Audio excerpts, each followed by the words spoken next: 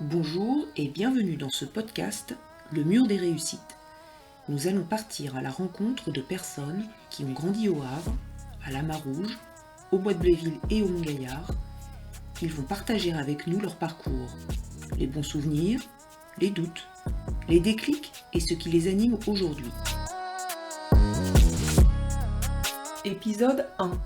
Maïmouna nous évoque ses souvenirs d'enfance. Bonne écoute. Bonjour, je m'appelle Maïmouna Ba, j'ai 27 ans et je viens de la Marouge.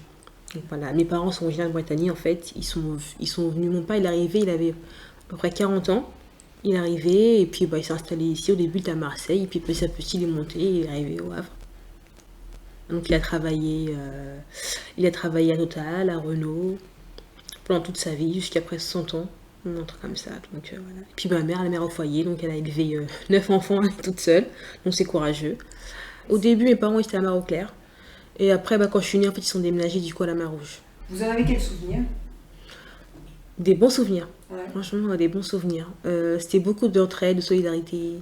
Enfin, moi, j'ai pas cet aspect-là, quand on voit à la télé les aspects un peu négatifs, on tous grandit ensemble, les amis d'enfance, et puis jusqu'à aujourd'hui, on se connaît enfin, on se côtoie encore. La solidarité, dès qu'il y a un déménagement, tout le monde vient filer un coup de main. Dès qu'il y a un souci, tout le monde est là. Non, moi j'ai vraiment que des bons côtés de mon enfance et d'avenir.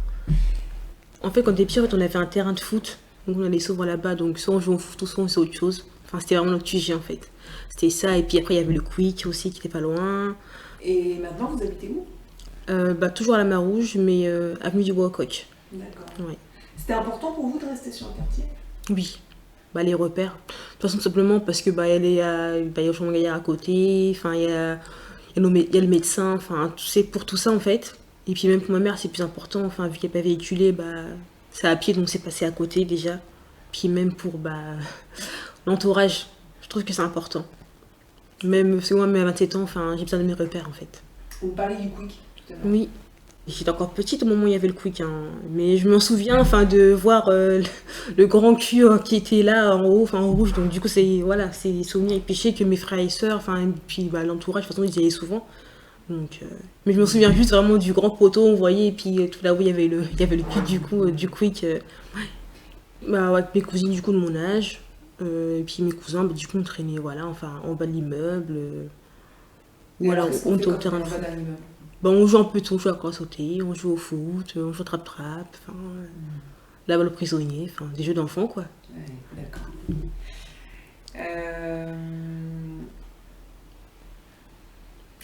Donc vous êtes allé dans quelle école ? Alors en primaire j'étais à Intel France, Ouais. ensuite au collège j'étais à Roland Descartes, au lycée c'était Port-Océane, du coup en ville, et après je suis revenue sur Coqueréauville pour finir faire l'IUT, du coup finir mes études quoi. D'accord. Ouais.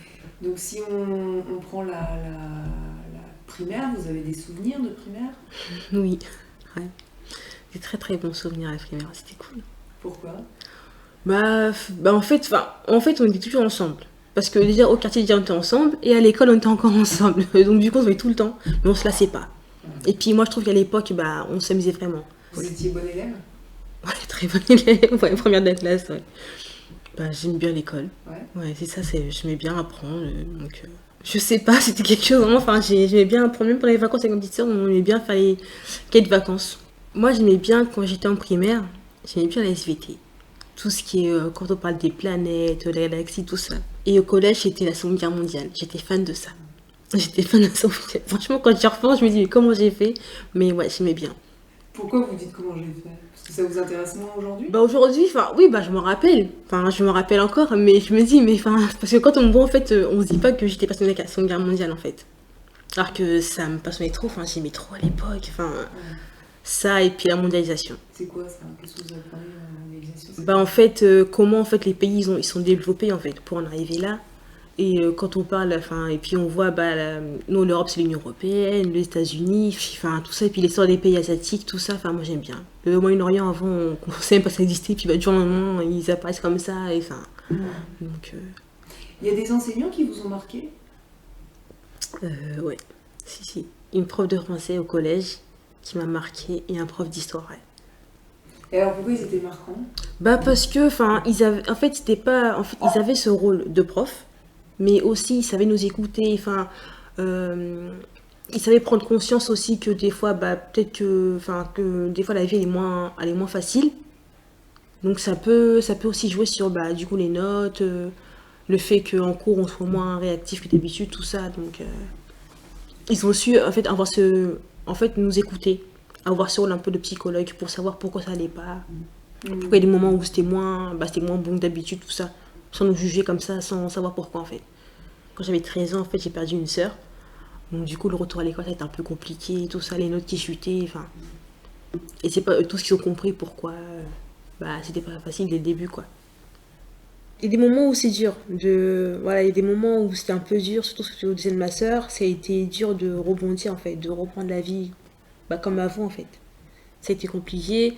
Et bah, enfin, les notes, du coup, chutaient. Certains ne comprennent pas pourquoi, certains pour eux, là, pour qui c'était bah, pas évident en fait. Voilà, pour eux, ça passe un temps, oui, c'est bon, voilà, enfin maintenant on revient à la normale. Mais en fait, j'ai plus envie en fait, j'ai plus envie de rien. J'ai plus d'aller à l'école, j'ai plus envie de travailler. Enfin, ouais, donc.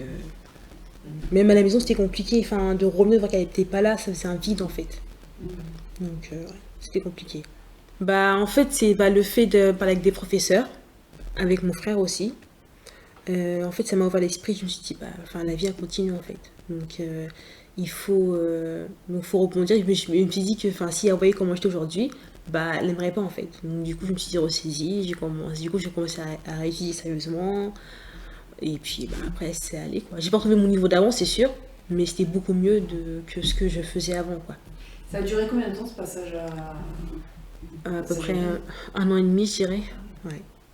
Parce que ma soeur, du coup, je l'ai perdue en 2007. Donc vous Donc êtes fin 2007, quatrième. Donc quatrième, du coup, bah, l'année, en fait, bah, sans plus, quoi. C'était vraiment tout juste, en fait, la moyenne. Et puis la troisième, bah, ça n'a pas arrangé les choses. Donc c'est vraiment, en fait, à la fin de la troisième que je me suis rendu compte que je me suis dit, il faut se ressaisir, quoi.